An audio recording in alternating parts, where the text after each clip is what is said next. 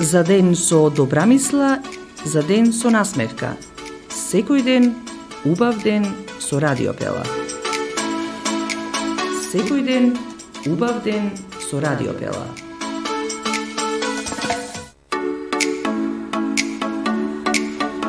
Почитувани, наред е вториот разговор во нашето студио и имам чест и задоволство да разговарам со Дарко Недановски, наш искрен пријател и поддржувач, но и Радио Пела е поддржувач на сите оние активности кои што спасителната служба Златоврв ги прави, воедно и Спелеолошката федерација на Македонија. Добар ден ти посекуваме. Добар ден, ви благодарам на поканата и поздрав до сите слушатели на Радио Пела.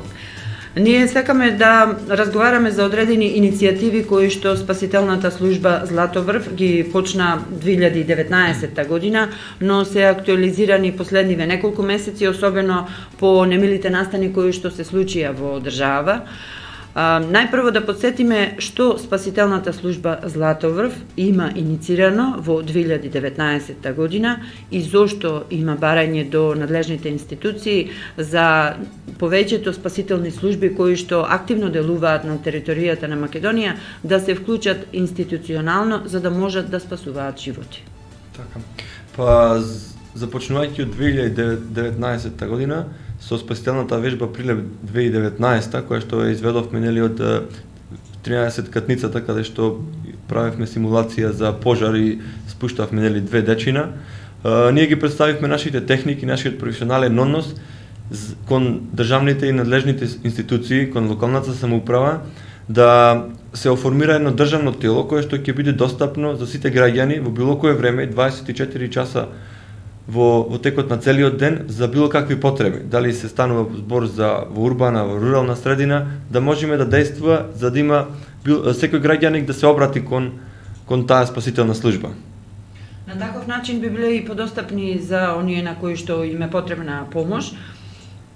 Кажи ми на каков начин тоа би се вклучило во институциите или во таа мрежа на институции кои што во моментов делуваат, но се покажа, особено овие неколку години и особено во време на оваа пандемија во која што живееме, дека се потребни професионалци кои што ќе делуваат брзо и кои што ќе можат да спасуваат животи во разни ситуации, било тоа да е сообраќајна незгода или пак некоја временска непогода. Така, потребата за ваква државна спасителна служба која ќе биде на територија на цела држава, како и минатиот период станува се неопходно и што побрзо мора да се реши тој проблем, бидејќи се почести се случуваат несреќи како што спомнавме и сообраќајки во провалии, така и на високоридските планински предели каде што луѓе рекреативци и професионалци дури кои што вежбаат, тренираат, им се случува некаква несакани несреќи. Жално е моментално кај нас на Балканов уште ние и уште две држави, Албанија, само Албанија и ние немаме ваква државна институција која што е директно под капата на државата. Веќе подкренавме иницијативи, поднесовме барања, молби, која што трае веќе 2 години, но се уште немаме никаков стабилен одговор, а веќе ние, како што знаете, и изминатиот период веќе цврсто застанавме до овој став дека е потребно што можно побрзо да се реши овој проблем и да се донеси закон кој што ќе биде изгласан во владата за официјална државна спасителна служба. Тоа би било значи нов закон во кој што ќе бидете и вие вклучени.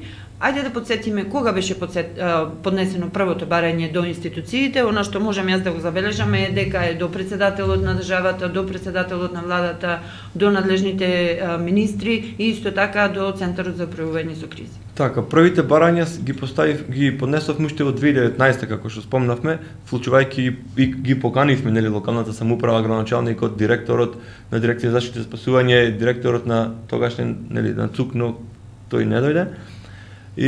А последните ги доставивме изминатата година во ноември, каде што поднесовме писмено барање кое што беше го доставивме лично до подрачното одделение на Центарот за управување со кризи, каде што со архивски број си доставивме, но одговор се уште не добивме. За жал со неколкуте несреќи изминатиот период кои што се случија, ние изреволтирани, како што спомнав, се решивме цврсто да го завземеме овој став и да продолжиме кон борбата за оформирање на вакво државно тело. Што би стоело во тој закон и на каков начин би функционирала таа мрежа? од тела кои што ќе бидат вклучени во спасување животи.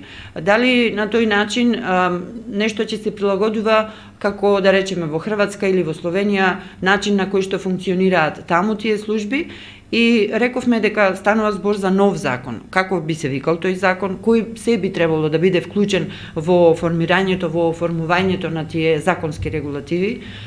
До сега дали воопшто сте се слушнале, сте разговарали со надлежните, имали расположение од нивна страна?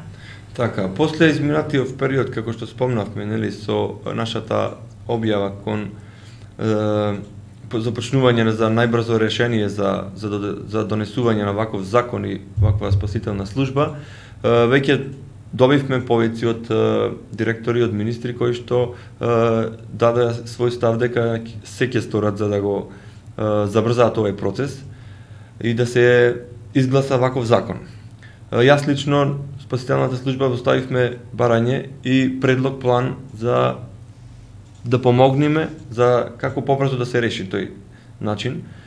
Сега го ги исконтактиравме нашите колеги од спасителните служби од Балканов и од Европа, кои што го дадоа својот став и цврсто рекоа дека ќе застанат за нас за било какви потреби, за било каква логистичка поддршка, за поднесување на правилници, кодекс на однесување, како што спомнавме и законот и се. Значи буквално ни стојат многу европски спасителни служби на располагање за што побрзо да го решиме овој проблем, бидејќи ова не засега само нас, туку ги засега и сите други. Затоа што вклучувајќи и донесување закон кај нас кој што ќе биде, нели, со оформување на државна спасителна служба, ќе влеземе плюс во тоа семејство на спасување, каде што било какви потреби, обуки, семинари, конгреси, па дури и проекти заеднички ги би работеле со тие европски спасителни служби кај нас.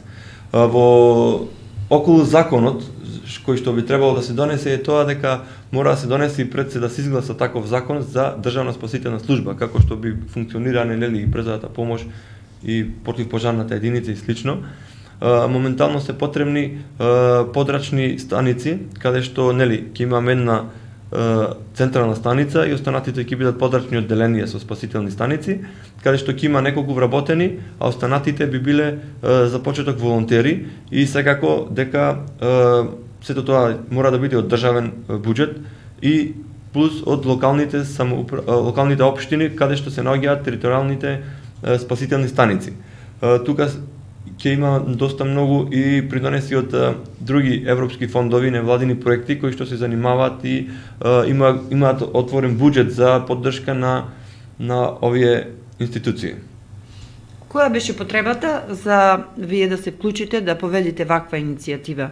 Што детектиравте како недостаток во државата за спасителна служба да може да се вклучи во институционално решавање на проблемите со кои што се соочуваат граѓаните кога станува збор за спасување животи на некои непристапни места или, како што кажавме, кога станува збор за одредени временски непогоди, било тоа да се поплави или пожари и така натаму. Како го детектиравте тоа како потреба за да се вклучите и вие? Така, па како што спомнавме, потребата е неопходна и се почесто се случуваат тие работи. Бидејќи кога некој, последниот случај кој што беше со детето кое што се при спуштање на врвот Козјак, нели, се повреди, се здоби се скрши ногата. Немаше кој да реагира во тој момент? Точно така, немаше кој да реагира, бидејќи еден е тимот кој што од брзата помош, професионален тим кој што работи во урбана средина, а друг е тимот каде што мора да има таков исти тим, медицински тим кој што е во функција, нели, на државна институција и е спремен да действува на висина од 1700 метри надморска висина, каде што да додиш до тоа место ти се потребни, не знам, еден час половина, било како одреден временски период со опрема на тебе, со носила, со материјално-технички средства, да мораш да интервенираш таму горе во различни услови, дали станува збор во дожд, во невреме, па дури и во темници. Значи, од тука почнува таа најпрвично потребата, бидејќи да спасиш, нели, човечки живот е нешто најхумано, нешто во тие моменти кога на човекот му е најпотребна таа помош. Замислете сега некој таму како што беше случката да чека во неизвестност неколку часови за да дојде помош. Да, Секунди се во прашање, а не часови. Точно така. Точно така и затоа е таа потребна таква спасителна служба која што ќе действува брзо. Јас би напоменала тука и како пример кога беше акцијата за пронаоѓање на нашата сограѓанка Весна, вие исто така се вклучивте, но се покажа како недостиг, бидејќи на некој начин беше и хаотично, многу сограѓани отидоа околу Вештачкото езеро, бидејќи тако беше и сигналот дека можно е таму да е нашата сограѓанка. Што вие како спасителна служба го детектирате на таков начин, доколку би биле вие институционално решени? Тоа би значило, предпоставувам, поголема организација и секој ќе се знае својата улога во таа мрежа. Така. Доколку се тоа се донеси и се изгласа со државните институции да има закони, да се официјално да се формира спасителна служба, секој град, секоја станица ќе има свое раководно тело. Значи, си имаме раководно тело и било каков настан да се случи, сите оние кои што сакаат да помагат, првично би се јавиле на тие телефонски пројави. Секако, голема поддршката и благодарност за сите оние кои што помогнаа тогаш и на било кој начин сакаат да допринесат за на било каков начин, како што спомнавме, но секако дека имаше таков период и многу е подобро да се има организација, бидејќи со едно такво тело мораме да ги контролираме сите спасителни тимови, сите волонтери, сите оние кои што сакаат да допринесат на некој начин. Во однос на организацијата, вие постоите долго време, правите обуки. Јас би сакала да запрашам на ниво на Македонија колку спасителни служби има и дали меѓусебно вие соработувате и на каков начин? Да, на ниво на Македонија има околу 5-6 спасителни станици, здруженија за спасување, каде што досега заеднички сме немале сите интервенција, не да Боже искрено да имаме, но сме соработувале заедно, сме имале тренинзи, обуки, семинари и цело време сме во контакт. Дали тоа значи дека целата територија на државата би била покриена со тие спасителни служби, бидејќи рековте дека соработувате на некој начин, можеби на некој од тие здруженија им е потребна и обука, а јас би рекла дека токму спасителната служба Златоврв е водечка во тој процес. Така, да, секако дека би помогнале и секако кога би действувале сите заедно би многу побрзо и наменски би ги организирале сите тие работи околу некоја спасителна акција. И да, секако дури на некои места е потребно и основање на некаква спасителна служба, бидејќи мора тие станици да бидат распоредени низ целата територија на државата, за што можно побрзо да се стаса до местото на несреќата. Ние сега тука ќе направиме мала музичка пауза, продолжуваме понатаму со разговорот. Сите оние кои што сакаат да се јават, кои што имаат прашања до нашиот гостин Дарко Недановски, раководител на спасителната служба Златоврв, може да ни се јават на нашиот телефонски број 076 802 595, да не контактираат, да поразговараат со нас, можеби имаат некои идеи или иницијативи, а ние одиме во живо секако, па сме тука да одговориме на сите ваши прашања.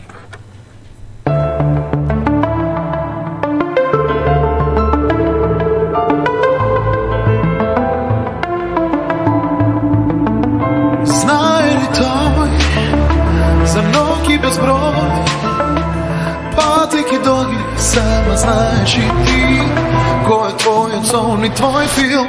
Тој случај свој, звезда во мрак, птица по пат, сонце на прак. Забораваш ли ти на таа светлина, светлина низ тело што ни продира. Лажи не, но не се лажи сама. Надеж губи утрото што доаѓа, ти си моја сила што не проаѓа. Остани, слушаш ли? Во празен час, безвременска, танцувај ти во води и прави се што ми годи. Од овој брак до напак, ти доаѓаш и си одиш, слепо верувам, верувам, верувам.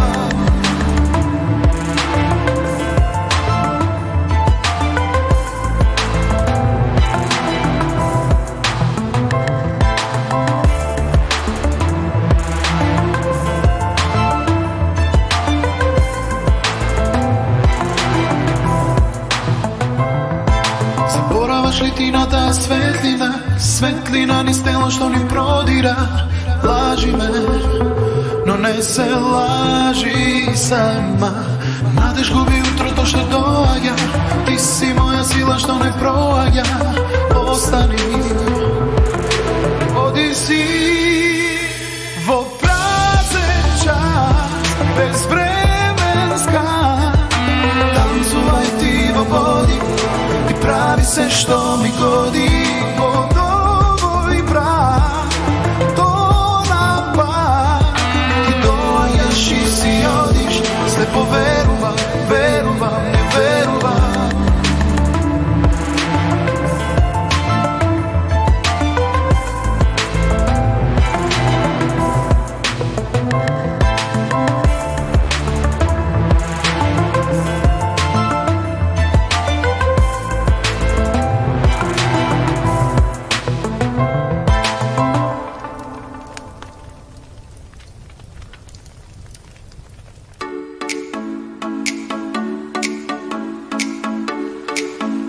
Во вториот дел од разговорот, јас сакам повеќе да ги запознаеме нашите гледачи и слушатели околу тоа како функционира спасителната служба Златоврв, колку членови брои, на каков начин ги правите обуките и колку човек треба да биде навистина подготвен за да може да биде член на спасителната служба.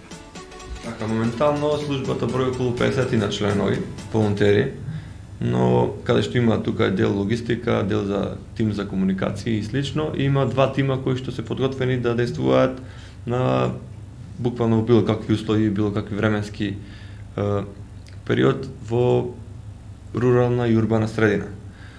Сите излегувања на терен како што сме ги имали акциите се од волонтерски аспект. Значи излегуваме со сопствени возила, користиме сопствена опрема, лична опрема, излегуваме буквално на свој личен трошок, за да помогнеме. Практично вие го ризикувате и животот за да спасите други животи. Точно така, да. Каква е поддршката од организации кои што работат слично? Зборуваме за здруженија кои што се планинарски здруженија, еколошки здруженија, ајде да кажеме и од институции. Дали имате одредена поддршка, ти напоменавте дека сето тоа го правите на свој сопствен трошок. Како се снајдувате да ги покриете тие трошоци кои што се прават, сепак тука е и превозот, тука е и опремата која што е навистина скапа. Така, и опрема, и храна, и се, да. Сите тие трошоци. Моментално поддршка имаме, како што кажав, и од општината, но само поддршка, немаме финансиска поддршка, но благодарение на поединци и граѓани кои што го гледаат тој потенцијал во и што значи да се има ваква спасителна служба, добиваме одредени финансиски средства, добиваме материјално-технички средства, некои кои што ни се потребни. Преку тие работи се финансираме. Се снаоѓаме, да, баш така. Каде ги правите обуките за сите овие вежби кои што се потребни, затоа што навистина е многу ризично да се настапува на одредени терени, а треба навистина човек да биде подготвен. Така, ние во околината на Прилепин имаме неколку вежбалишта на природна карпа направено, каде што вежбаме, тоа е Шаторов камен, Камена баба, на Плетвар горе, и ја користиме хала металец, нели, халата која што е точно така, тие метални конструкции кои што се многу практични, блиски се до градот и можеме пристапно и брзо да стасаме и да го поминеме целиот ден во тренинзи. Колку луѓе се активно вклучени и дали има одредена возрастна граница, оние што сакаат да бидат дел од тимот, што би можеле да пристапат кај вас? Активно се вклучени, како што спомнавме, сите околу 50 на членови што сме, сека различно со своите приватни обврски, но во претежно се собираме поголем број за време на тренинзите. Годишна разлика во моментално во тимовите имаме само за тимот кој што е при интервенција кој што води, мора нели сите да бидеме полнолетни за да ги сносуваме своите одговорности и начинот за работа, бидејќи ние ги превземаме сите одговорности во тој момент. За жал немаме таков закон како што спомнавме, кој што би не заштитил, но од само иницијативна волја ние превземаме чекори кои што се и ризични лично за нас, а и за доколку нешто несакано би се случило. Така да имаме и мали дечки кои што се полни со енергија и го одржуваат духот на иднината за спасувањето тука кај нас во Македонија. Одлично. Јас би запрашала и нешто друго поврзано со работата на Спелеолошката федерација, каде што си ти председател. Неодамна станавте член на Европската федерација на спелеолози. На каков начин функционира Спелеолошката федерација во овие услови во кои што живееме? Има ли интерес за приклучување на нови членови? Така, на 28 јануари оваа година станавме полноправен членки во ЕКРА, тоа е Европска асоциација за спасување во пештери, каде што веќе долги години се труделе и како и пред нас, но сега успеавме да влеземе во оваа асоциација и да видиме рамо до рамо со европските спасители. Тоа е од големо значење за нашата држава. Тоа е, накратко би објаснила, е третото А што го добивме, бидејќи без таква дозвола не може било каква државна институција или приватна, секако дај Боже да имаме хеликоптери кои што медикал, за да можат да работат во на територија на држава. Значи првото А е копнато, значи сите спасувања кои што се на копно, второто е водата, каде што треба нуркање и се, и третото А е подземје, значи спасување во спелеолошки објекти, тоа се пропасти, пештери, јами, рударски окна и сите тие. Значи ние моментално влеговме во таа асоциација и сме дел, нашето знаме се вее буквално на европската мапа за асоциација за спасување. Тоа значи дека е достигнато највисокото ниво? Да, сега достигнувањето секако е постигнато, но сега разработуваме систем кој што се веруваме дека со донесувањето на овој закон ќе се воспостави федерацијата да си направи свој тим за спасување во пештери. Одлично. На крајот јас би запрашала уште еднаш во однос на тоа контактирање со надлежните институции и представници од таму, дали тоа се Министерство или Центарот за управување со кризи, до каде е таа работа и што гледаш ти во иднина, кога може да се најде спасителната служба да биде дел од државните институции, дали тоа би било од централно ниво да се раководи или пак на локално ниво. Според тебе има ли надеж спасителната служба да влезе во тие институции каде се спасуваат животи и на таков начин да биде најдобро за сите нас граѓаните? Така, надеж секако дека има. Ние сме, како што кажав, цврсто стоиме до тој став дека мора што поскоро да се формира ваква спасителна служба. Останува најголем клучен збор се во владата, во пратениците да го изгласаат што е можно побрзо тој закон, бидејќи ја верувам дека се и тие сами свесни што значи и каква би била потребата. Дали нашите прилепски пратеници знаат за оваа иницијатива, запознати ли се? Да, запознати се, веќе разговарав со некои од нив во текот на изминатиот период, бидејќи стана доста актуелно тоа што го објави во текот за барањето за средба, кое што за жал не го успеавме, но веќе утре, во утрешниот ден, во 11 часот, ќе имам состанок со директорот на Центар за управување со кризи, каде што подготвив план и програма за реализација и секако помош за индиректно ние да помогнеме за да го реализираме нештото како и што е можно побрзо да го решиме тој проблем кој што не засега сите нас. Според тебе, твојата визија што имаш во главата како иницијатор на сето ова, има ли надеж до крајот на годината ова твое барање да биде навистина на маса, законот да биде во парламентот, да се усвои и да може да се заврши таа работа? Па искрено јас верувам дека ќе биде и се надевам и дека ќе правиме се што е потребно за да се бориме и што побрзо да стаса тој документ на Советот за во собрание за да се гласа. И секако со добра волја на одредени луѓе кои што ја туркаат стварно цела оваа работа и се надеваме дека ќе биде до крајот на годината барем да се воспостави, бидејќи секако е тежок тој цел период.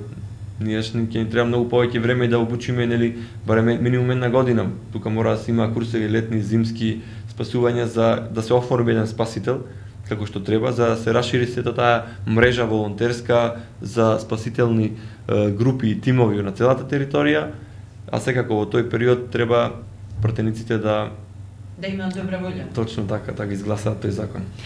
Во однос на активностите на крајот од разговорот би те запрашала како спасителна служба настрана од ова што е како ваше барање, дали имате наредниот период некои планирани активности, воедно те прашувам од позиција на председател на Спелеолошката федерација на Македонија, кои се активностите за наредниот период, бидејќи еве и времето веќе дозволува да се излегува надвор и да се има одредени физички активности. Така да, ние веќе започнавме со нашите редовни тренинзи.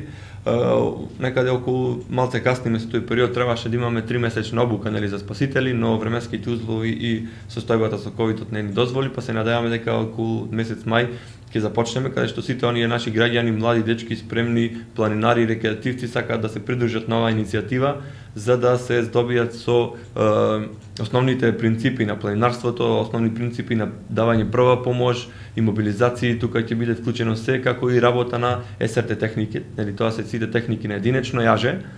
И секако планираме во месец мај да направиме еден камп, еден детски родителски камп, каде што ќе ги повлечеме сите оние кои што сакаат да се дружат во планина, да ги однесат своите блиски, внуци и деца, да се запознаат со, како што спомнав, со планинарење, со ориентација во простор, читање на карта, па дури мали принципи на преживување кои што нели се тие најинтересни за децата.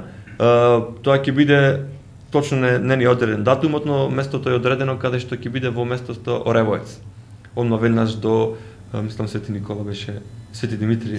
Да, Свети Димитри, до манастирот на Ливадата, каде што ќе имаме дводневен камп, каде што ќе се дружиме со сите оние љубители на природата. Од страна на Спелешката федерација, исто и таму веќе започнавме со активностите, се истражуваат пештери, се прави нова систем за контролирање, веќе имавме работен состанок со министерот за животна средина, каде што донесовме и таму секако се бориме за воспоставување на нов закон, бидејќи ќе се мора да се направи регулација и контрола на сите пештери и тука се вклучување сите они области во карстот на територија на цела држава, бидејќи малце не се знае кој како ги раководи тие работи, но затоа ќе се направи закон каде што Министерството за животна средина и Федерацијата како врв и надлежен орган во државата ги имала контрола на сите спелеолошки објекти. А од страна на истражувањата подготвуваме на спелеолошка експедиција, каде што нели тоа по иницијатива на спелеолошкиот клуб Златоврв од Прилеп со соработка со Федерацијата ќе правиме истражување на 450 метарска пропаст во Солунска 5, тоа е над бегово поле. Ќе вршиме научни истражувања кои што можеме да се пофалиме дека резултатите ќе бидат од светски стандарди, дека скоро по цела југоисточна Европа се нема вакво истражување правено. Ќе се врши анализа на глечер, тоа е замрзн ледник во длабочината на земјата, кој што е некаде околу 50 на метри, значи тоа би било отприлика, чисто за пример, околу нашата 13 катница. Значи во самото дно на пештарата на минус 450 метри, тоа е вертикала, има таков ледник кој што ќе се буши и ќе се вадат примероци од него. Одлично. Тоа е нешто што сите напорно работиме, вежбаме, за да успееме и да презентираме нашата држава со уште подобри светла во светските ранг листи и секако здравје Боже си дадовме до година да снимаат и National Geographic таму во таа експедиција. Одлично. Навистина интересно, тоа се подвизи со кои што вие се соочувате, подвизи во однос на барањата кои што ги имате доставено до надлежните, но уште повеќе ова што го најавуваш како можност за да го направите, а кога ќе биде тоа, во кој период? Тоа ќе биде во периодот од 8 до 20 август. Значи околу една недела ќе биде истражувањата, тимовите веќе се започнати со вежбање, бидејќи треба макотрпно работа. Сепак станува збор за минусни температури, долу е, нели, како спомнав, ледник и висина и длабочина и физичка многу подготвеност и психичка и многу логистички тим. Браво, одлично. Јас ви посакувам успех во сето она што го имате како иницијативи и се надевам дека следниот пат кога ќе ни бидеш гостин, ќе ни раскажеш уште една интересна и незаборавна приказна од твоите подвизи, од вашите подвизи кои што ги правите во истражувањата на навистина чудни, непристапни терени кои што за нас обичните луѓе се само фантазија. Благодарам. Ви благодарам и вас на поддршката што ни ја давате.